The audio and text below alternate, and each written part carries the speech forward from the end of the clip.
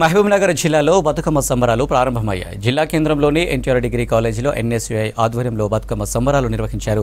కార్యక్రమానికి ముఖ్య అతిథిగా ఎమ్మెల్యే ఎన్ఎం శ్రీనివాసరెడ్డి హాజరయ్యారు. కాంగ్రెస్ ప్రభుత్వం మహిళలకు పెద్దపీట వేసిందని ఆయన అన్నారు. తెలంగాణ సంస్కృతిని చాటి చెప్పే బతుకమ్మ పండుగను మహిళలు సంతోషంగా చేసుకోవాలన్నారు ఎన్ఎం. బతుకమ్మ పాటలకు స్టూడెంట్స్ స్టెప్పులు వేస్తూ బతుకమ్మ ఆడటం ప్రత్యేక ఆకర్షణగా నిలిచింది.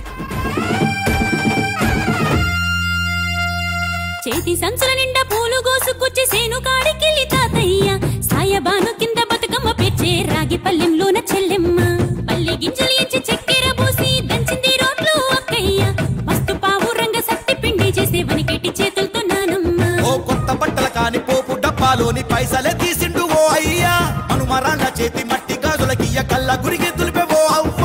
బతుకమ్మ అంటేనే బంధాల వంతేనా ఆడబిడ్డల్ని చేర్చనే కన్నుల చెంతనా అక్క చెల్లెల్ని ఓ చోట చేర్చే గౌరమ్మ ఉయ్యాల నీకు గారాల ఉయ్యాల చెట్టి పొట్టెమ్మ ఉయ్యాల నీకు బంగారు ఉయ్యాల. ఈరోజు ఈ పండుగలో పాల్గొంటా ఉన్నారు.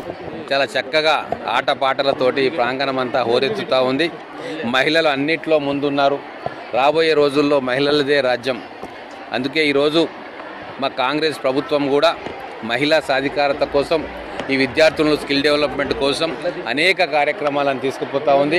ఇక్కడ డిగ్రీ చదువుతున్న విద్యార్థులందరికీ కూడా స్కిల్స్ వాళ్ళకు ఇంపార్ట్ చేసి వాళ్ళు రాబోయే రోజుల్లో వాళ్ళందరూ కూడా జీవితంలో స్థిరపడేటట్టుగా రేవంత్ రెడ్డి గారి నాయకత్వంలోని కాంగ్రెస్ ప్రభుత్వం అనేక కార్యక్రమాలు చేస్తూ ఉంది.